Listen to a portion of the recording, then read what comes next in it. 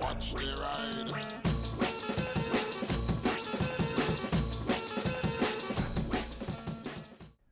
Hey everybody, hope you're all doing alright out there. So, I do want to get onto the subject of this video, but first I need to give a little quick update, so let me quickly do that.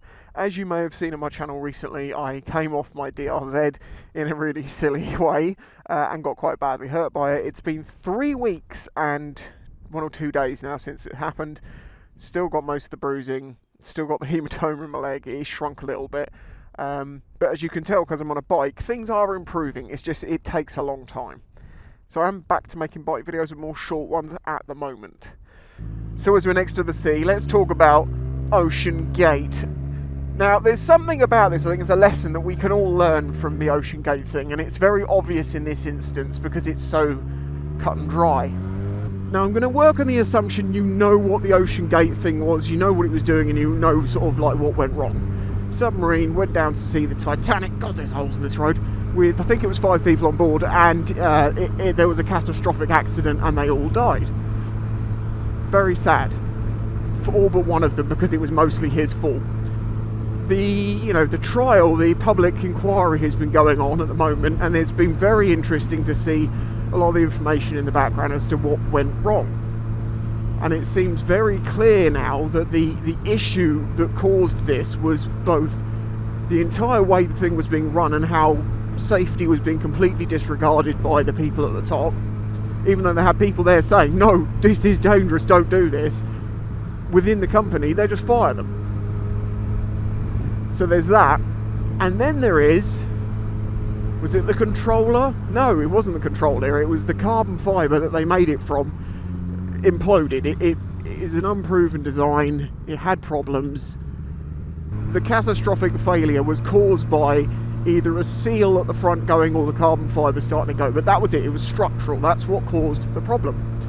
But still, to this day, everyone is going on about the controller that they used to control it. It was like a PlayStation controller.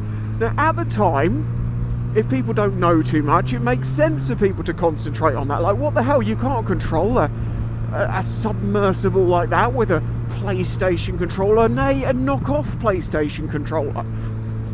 And at the time I said, well, actually, no, that's pretty normal in these sorts of things. Do you know how much normal stuff is used in military equipment? Like how much military equipment is controlled by PlayStation controllers and Xbox controllers? You know, they are very hard-wearing, well-designed, ergonomic things that people don't need to learn, they know. And they're readily available and durable. So that's why they're used a lot. So it had nothing to do with that controller whatsoever, and it's barely even been brought up in the inquiry. I think it was the only time I heard it talked about is when it was a fight between the main guy and someone in an earlier dive where he'd managed to wedge it underneath some ship, and they had a fight over the controller, and it ended up getting thrown and broken. This is while they're underwater still, and it was picked up, put back together, and they carried on. It wasn't that important, but still, as I say, to this day, even though the information is now out, people are still going on about it like it was the controller. And it's not, it's quite normal. I mean, you might be surprised to know that I edit videos with the same mouse that they use on an AC-130 gunship, and I'm not kidding, and I only found this out by sheer coincidence. I've been using trackball mice for years. This one, well look, here it is in an AC-130. It's completely normal for equipment like that to be used within things, and I can tell you that mouse is not well made. It's very overpriced for what it is, really, but the reason they've got them is because they haven't got the space on the the little tables. So yes, they do use basic peripherals on really important stuff. Now, what this highlights really clearly, and in a cut and dry way, is how, if you ask people about the OceanGate thing, they'll say, what do you know about it? OceanGate, people died, went to see Titanic, they all died, and it was a PlayStation controller that was controlling it. That's like the key points people will remember. And as I say, back then, I knew that wasn't right. And I wanted to wait till, enough evidence to come out now. We've seen enough in how to know, no, it had nothing to do with it. It was nothing to do with it, but the public is still concentrating on that one thing.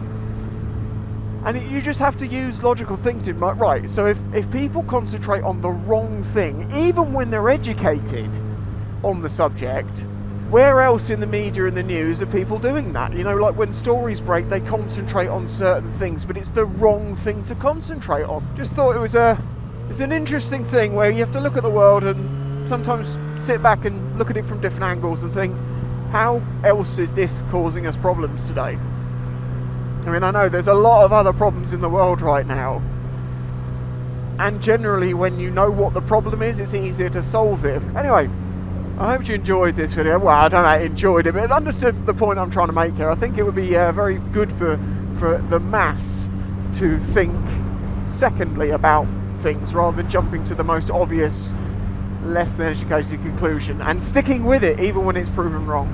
Smack the like button, subscribe if you're new here, and if you want to support me through Patreon or YouTube memberships, I'd really appreciate it. Till the next one, bye bye.